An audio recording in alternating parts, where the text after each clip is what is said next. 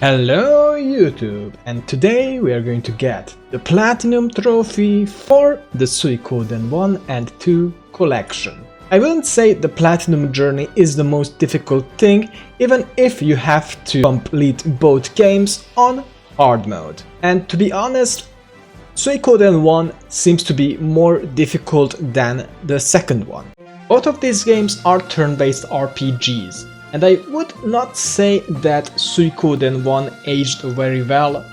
One of the main things that holds this game back is its inventory system. Every character can only equip one rune, which will limit the customization a lot. And the main goal is to collect all of the characters and overthrow the corrupt kingdom. To be fair, you can get the first two trophies before starting the game, and these trophies are not tied to any Suikoden game. Most of the trophies you'll obtain as you progress in the game, but the first two trophies I got is the one for performing a unite attack and winning the first battle. And for a very long time the hard mode difficulty wasn't a huge problem for me. I did leave the castle to upgrade my weapons in the weapon shop. In both of these games you don't have to find weapons for each of the characters. There is a handy map that you can open once you enter any village or town. It shows you a hammer where you can upgrade your weapons. So this is your main priority, even if you don't have the best equipment to do more damage. The biggest difference on hard mode is definitely that the enemies have higher health and deal more damage, which became very obvious for me when I was facing the zombie dragon. I would say this would be the most challenging boss, because this is before you are able to recruit any characters, so you're forced to use the characters that the story gives you. And this was a very close battle. I did need to retry a few times, but eventually I took the dragon down, which unlocked my castle, and I could finally start recruiting all the characters.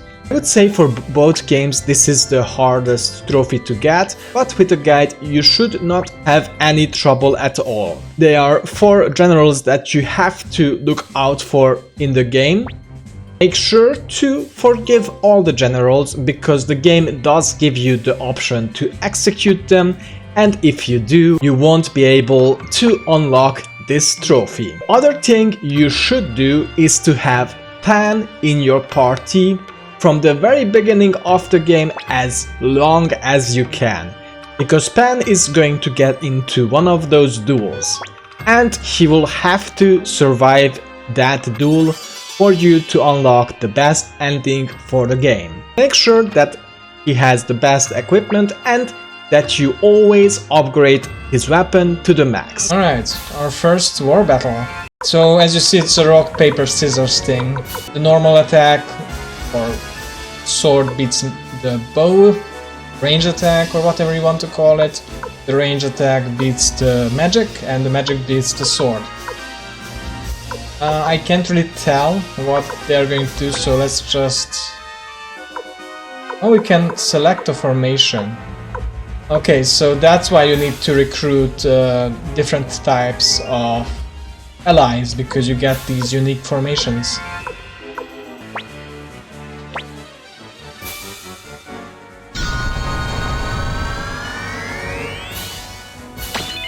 Ooh, that was nice damage. We'll try with... Sure, these two. Oh, that's the same, so it doesn't really matter, because this is a draw.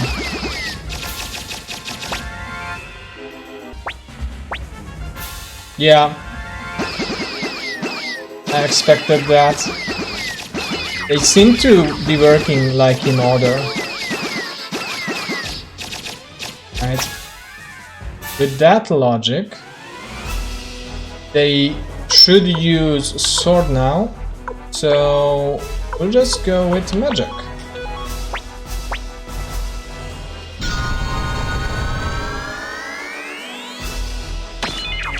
Sure. And there's a trophy. Easy.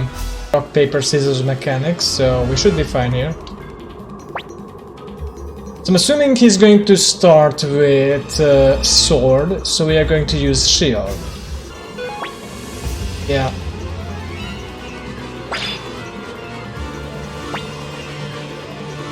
My turn. He's probably going to attack. Take this. Yeah, this should work.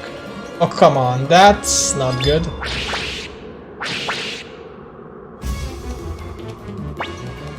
Let's see what your next move will be. I'm guessing he's guarding. Guessing he's guarding. That's a free hit. Yeah, we are fine here. Oh no, that sucks. Still won. Still won. Impressive, I never thought it would break through my defense. But can also recruit in here. Sure. Something's wrong here, yeah.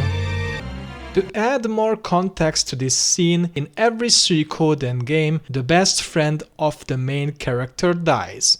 The only way to save your best friend is to recruit all the Stars of Destiny. The other reason you recruit the Stars of Destiny is to break the curse of the true runes. What is that?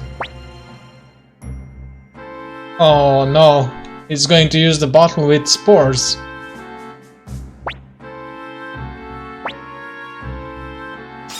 Oof, this is serious business.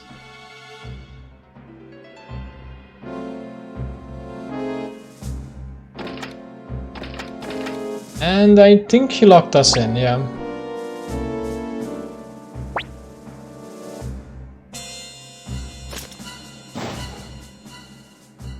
Oh, okay. Oh, yes. He sacrifices himself.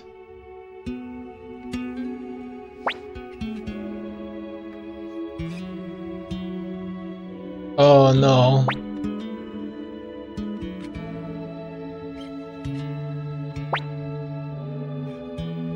Oh no.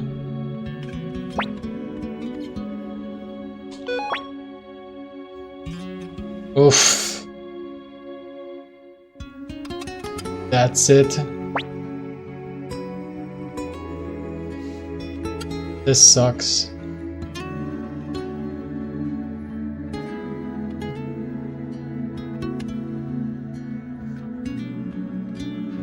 And Gremlio is no more. Everybody dies in this game. It's so sad. It's time to say goodbye. I can't see very well anymore. But you've always been my pride. Promise me you won't lose heart until the end.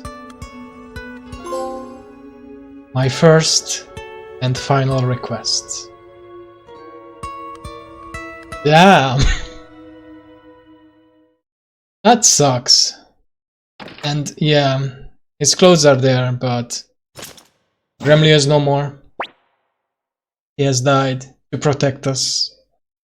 Our friend that has been on our side until now has left us. What do you even say? Your best friend is dead.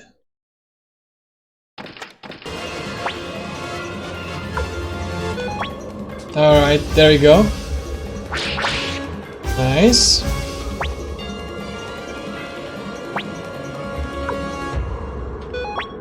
Oh, come on, man.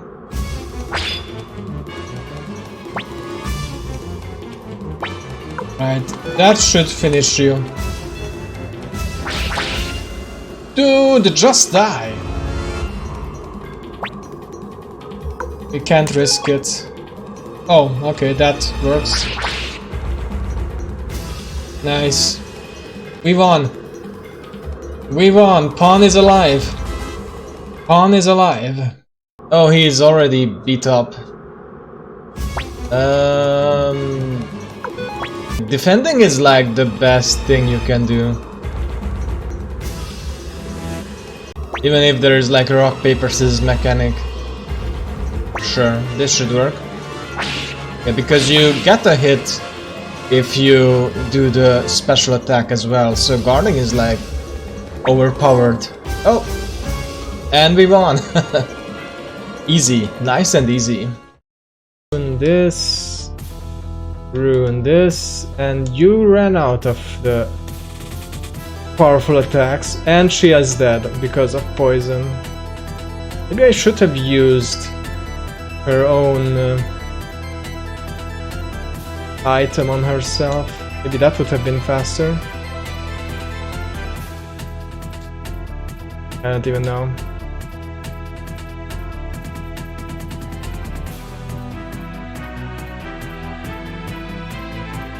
Oh no. Oh no. Well, now we have normal attacks, so... Now all we have is normal attacks. I don't think we are close. Damn. Well, you don't have any items, so... Oh no.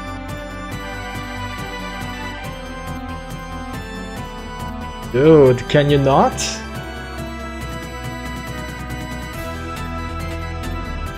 Nope. I don't have any items that revive, so...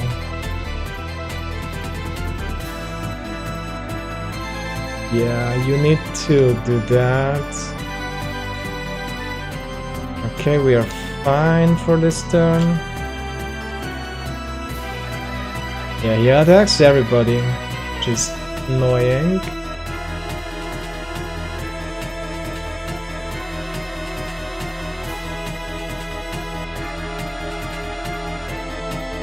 Missing a hit is so huge. Like, that's the worst.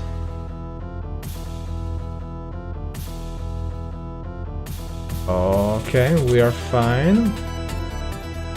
Oh, whoa. Damn, that was close. That was close.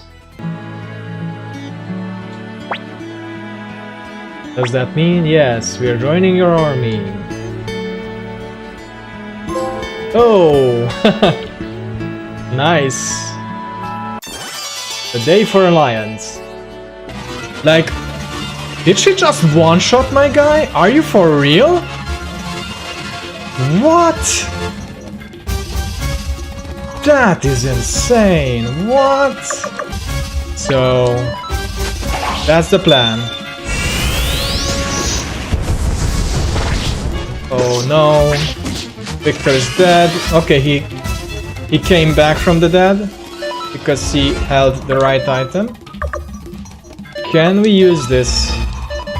Maybe because of that shield that I'm casting on him. That's why he can't be healed or whatever. How is she not dead? How is she not dead? Like, this is insane, Rune. But yeah, you don't have any more healing items. You can heal yourself. I used everything. Oh, there we go. Oh, okay, one more had to go. One more had to go. One more had to go. Okay. We're almost there. I'm almost there. Going to beat this dude on my first attempt. That would be cool. To be fair, I remember this dude being a lot stronger. Everybody's going to take a turn to heal here. Okay, item. Boom, boom. Okay. More thunder. Oh, come on.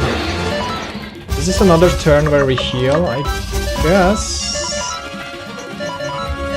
No, you need to use your rune here, and you heal. I think it's a few more turns. Oh, okay, he's dead. He's dead, just like that, he's dead. Oh, we are going away with Gremlio, okay. So that's the good ending, we leave with Gremlio? Interesting. Oh, we got... Okay, I want to take a screenshot of that. There we go, Gate Rune War. And... Okay. That's for all recruiting all of the characters. I don't know what that's for. I don't know what that's for, but yeah. I think that's all of them. Now the last thing you need to do in Suikoden 1 is to collect all the paint. Some are hidden in the dungeons in some chests, some can be purchased in some shops, but make sure to keep these items in your inventory, because if you drop them, you won't be able to get them again in the same playthrough. Once this is done, you can start Suikoden II. You can make some preparations because some characters reappear in the second game, and if you upgrade their weapon, they will have a stronger weapon in the second game. The only exemption to this is Humphrey, who also keeps his armor. I do recommend that you get the best ending before you start the second game, and you can carry over your save file once you're done. Suikoden 2 does everything what the sequel needs to do. It improves from everything how the sprites got more expressive to the amazing OST this game has, and the characters got some backstory as well. So you're not just thrown into this game. It is a sequel to the previous game, but you are able to enjoy it even if you didn't play Suikoden 1. But there are some references to the previous game and a lot of returning characters. So you are going to appreciate this game more if you completed the previous game. I did mention before that some progress carries over, but that's not too important right now. The battle system is also identical. You can pick up to 6 characters for your party. The main thing that got changed that some characters can equip up to 3 different runes. So this leads to better customization overall, even if there are not a lot of runes. The one-on-one battles are the same as in the previous game, but the war battles got updated a lot. It resembles Fire Emblem, and you can make some unique formations for your troops with a wider customization, a lot of abilities that you can use. The other thing that can happen during the war battles is that your units can get injured. I didn't really notice what this does, it only happened to me a few times, but you are able to use your allies that get injured in war. As long as they don't die, you don't need to worry about anything. But I did notice that in Suikoden 1, my units died a lot easier during the war battles than in Suikoden 2. And overall, the difficulty in Suikoden 2 seems to be easier. For a very long time I wasn't even sure that I was playing on hard mode in this game. However, recruiting the characters this time is a lot more challenging because there are a lot more missable characters and it is not as obvious when you can miss them. Luckily, the trophy list is similar and you will be able to get most of the trophies if you recruit all of the characters and play through the story. So let's talk about character recruitment because there are quite some characters you can miss in this game. Zamza is a character that you meet in Toto. As you progress in the story, Toto will get burned down, so you need to recruit Zamza before that happens. She is one of the characters you need to recruit at a very specific time, so make sure to visit Toto's inn right after you get here in the story. There are 2 trophies tied to the next character we need to recruit, whose name is Clive. He was also in the previous game and he is very missable, and even the trophy that's tied to his quest is very easy to miss. So make sure to pay attention to Clive's questline as you progress in the game. The first thing you need to do is to stop the game timer once you encounter this NPC. You will encounter this NPC in Muse City. If you didn't trigger this scene, just as before, Muse will fall and you won't be able to start this quest, you won't be able to recruit Clive either. Just progress the story more, and as you defend Muse City, there will be a war battle. I don't think this character is very easy to miss, but Gilbert is a member of the enemy forces that are attacking you. So make sure you don't kill him in this battle. As you progress the story further, you eventually unlock your castle. And this is the time where you can finally recruit Clive, which gives you a trophy right after you recruit him. Even after recruiting Clive, you can still miss his quest line. So there are going to be a few moments in the story where Clive has to be in your party. Amelia is a character you can meet when you visit Green Hill. Amelia is a character I actually missed. Luckily I had multiple save files, so I could reload it, make sure that she is part of my party. Hicks and Tag are returning in this game and they have their own little questline. This questline is relatively easy to do, and as far as I know you can't really miss this, so make sure to complete their questline to add them to your roster and get this trophy. Forest Village is near to Green Hill. This is a scene you need to trigger with Clive once you're able to. If you miss this scene somehow, you won't be able to trigger the next scene in Clive's questline, which is only available for a very short period of time. As I said, this is the most missable trophy in the game. Hayo is the cook of this game. You're able to find him in your castle once you progress the story far enough. You get a trophy after recruiting him, and right after this you should start doing the cooking battles.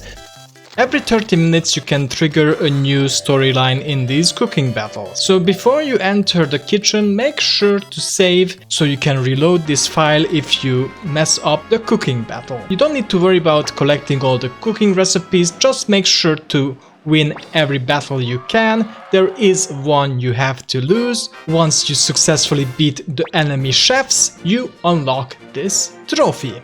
As you progress the story further, you eventually end up in Roxanne. This is where you need to have Clive in your party, because this is also one of those cities that you get to visit once during the storyline. And this is technically the last missable scene with Clive, so if you trigger this scene you're fine.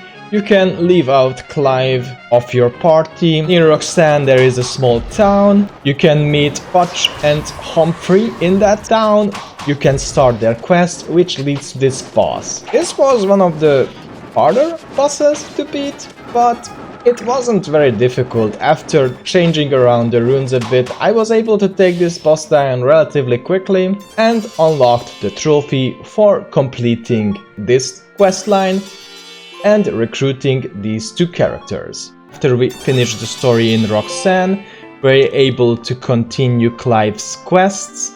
You can go into Radant Bar to trigger the next scene. As I was exploring the castle, I stumbled upon this telescope.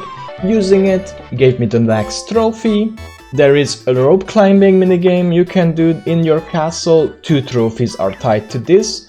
One of them is to beating this game, the other one is to beating this game on hard mode. I was able to unlock both of these trophies together, and I did this minigame a few more times because this gives you an item that you're able to sell for a lot of money that will help you with another trophy and to recruit another character. The last characters I could recruit before facing off Luca were the 5 squirrels. You can teleport here using the Green Hill Music checkpoint, and you will encounter most of the squirrels as you walk around the map in this area. They do need to be recruited in a certain order, but this trophy isn't hard to get. I would say the hardest boss in the game is Luca on hard mode. Doesn't really mean a whole lot, because even if you didn't recruit everyone you can until this point, you should be able to take him down with a decent party. For this boss fight, you are using 3 different parties, and for the first 2 you should have at least one character that has an AoE attack, because in the first 2 phases you fight Luca with some soldiers in his party. The soldiers alone don't really do a whole lot of damage, but Luca is able to do some massive damage, and he is the main threat. I think my party was really well made for the first phase. I was able to hold off him for quite a while by spamming these characters' most powerful attacks, but phase 2 didn't go so well, mainly because I didn't have a character that has an AoE attack. But even if you lose any of these fights, the only phase that really matters is phase 3. And in phase 3 you fight Luca on his own, but this is where you should have your biggest damage dealers in your party. You don't need a very elaborate strategy for this, just hit him as hard as you can, heal him, which should be easy with the shield rune. Make sure that everyone stays alive so you can do as much damage as possible. After you're done with this, there's a one-on-one duel with Luca. That should be relatively easy to do, because he is very injured in this battle. A few successful hits will grant you this trophy. After Luca, more of the game opens up, so you can recruit this dancer. This has a minigame tied to it too, which is a bit annoying, but for now I only recruited this character. One of the most surprising things in this game is that you can actually find the protagonists of Suikoden I. The funny thing is that the game actually recognizes if you named the 2 main characters the same way, if that makes sense. Gremlio makes a comment about that. And the other thing I would like to add, Gremlio is only here if you unlock the best ending for the previous game, for obvious reasons. You don't need to complete the quest line that's tied to this trophy, but you should, because after this point you're able to add Tyr to your party, and he has one of the best runes in the game, so it is worth it to come back here and talk to him every time after you're done with this quest line, so he's part of your party.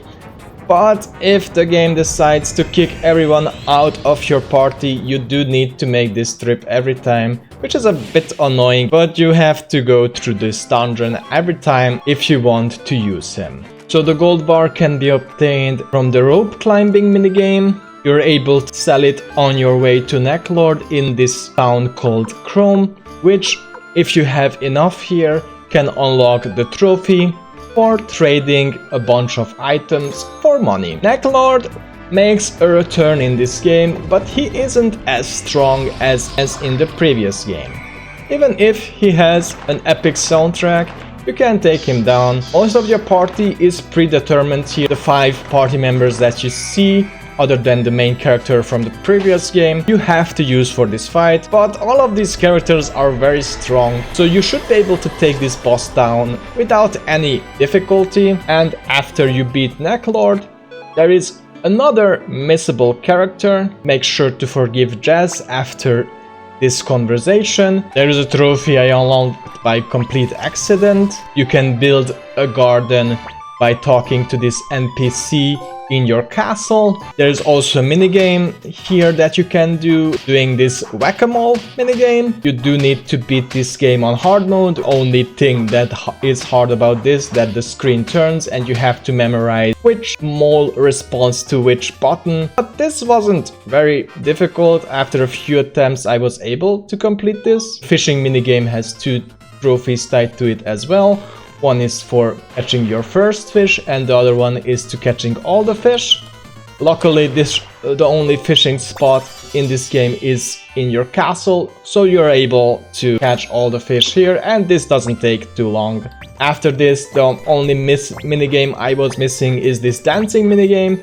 The only way I was able to do this is to write down her dance moves that correspond to different buttons after she was finishing it. So I actually used the recording feature of the PlayStation 5 so I can stop and make sure that the button combination was right after I watched it. Once I started, I was able to repeat this dance very easily. I don't think you can reload this. The dance that she does every time seems to be randomized.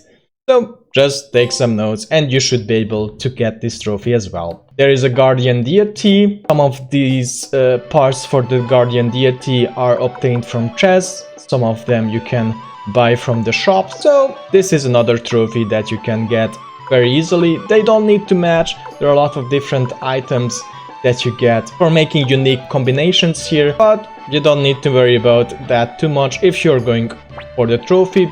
The only thing you need to keep in mind, you can only do this once, so if you're going for a special reward from this guardian deity, you should make sure that you make the formation you want. There is a farm in your castle, so for this one you need to find some farm animals to get this trophy and bring to this NPC over here.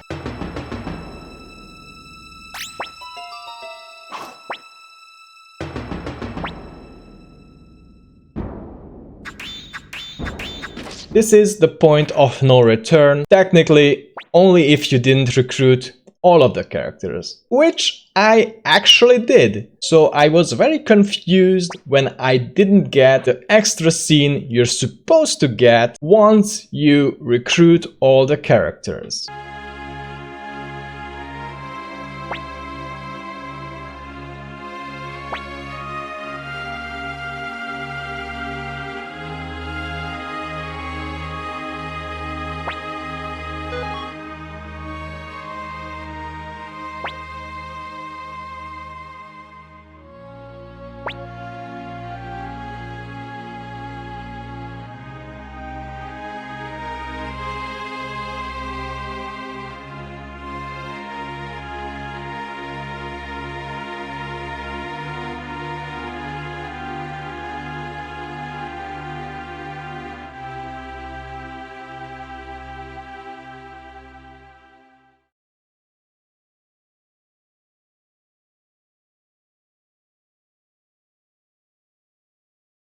I do need to give some credit here, because without the help of the Scarlet Moon Empire, I would have never been able to figure out what you actually need to do. So the way this works, you are supposed to recruit all of the characters before the final speech.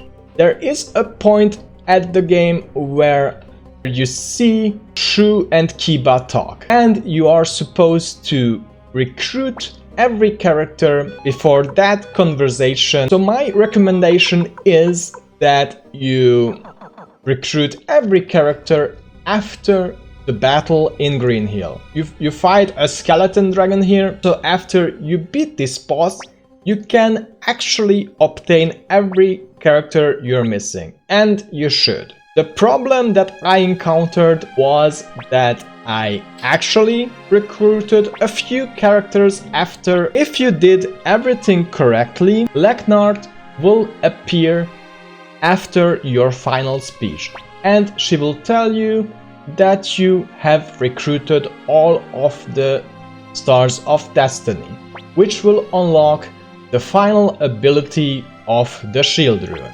This is the first indication that you did everything correctly and you can continue playing the game. The other thing you need to do is to jump in front of the arrows when the scene or these guards attack you. I don't think it is important which option you select here, but you do need to jump out and try to deflect some of these arrows. This is like a hidden QuickTime event. If you don't trigger this, Nanami won't survive even if you recruited all of the characters so far, which is extremely cruel. You can still miss her even if you did all this work. But if you did everything right, there is one extra scene where Shu gets invited into this room. And now, finally, we can finish Clive's quest. It almost ends where it started. In Muse, you're able to find this NPC once more, and this is required to do before you fight the final boss. Once you are in the final dungeon, you are actually supposed to leave this, to make sure to organize your party where Clive is in it. And there is one more hidden village, and this is where you need to trigger the last scene with Clive, and that completes this questline. So pretty much right before you face the final boss, you are able to come to this village after you beat the final boss, but you won't be able to organize your party once you beat it. And in this village you can also buy the golden hammer, which you can use to upgrade the main character's weapon to the max. I don't want to talk about final boss too much, because he is kinda weak, even on hard mode. With a bunch of AoE attacks, I was able to take him down relatively quickly, so this fight wasn't very interesting. But even after beating the final boss, somehow we are not done. So to unlock the best ending for the game, we are supposed to refuse the leadership for this new alliance that we built up unto this point. Yeah, I know, that sounds crazy. And we are supposed to go back all the way to the beginning of the game after you did all of this.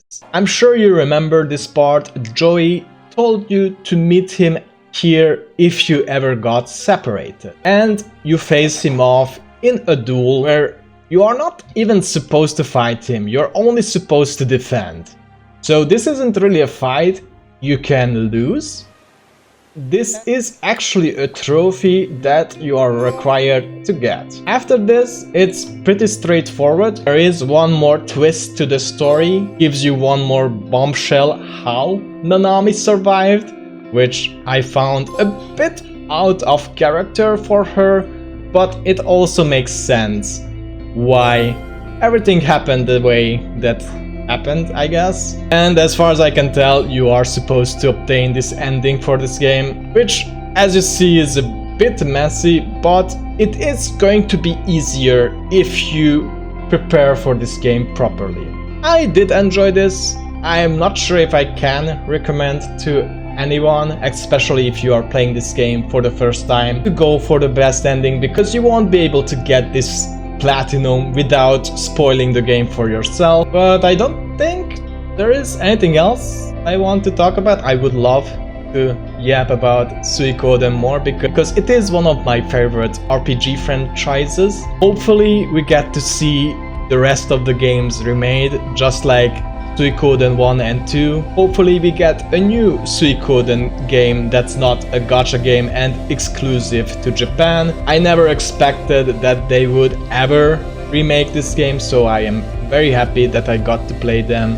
But until then, there are two videos up on the screen. One of them is Eiyuden Chronicles, which is the spiritual successor. I did a similar guide which had some unexpected surprises, and since we are talking about some old school RPGs here, I'm going to include Star Ocean, and I'm sure I'm going to see you all. Make sure to leave a like and subscribe if you want to see this VTuber complete some other JRPGs.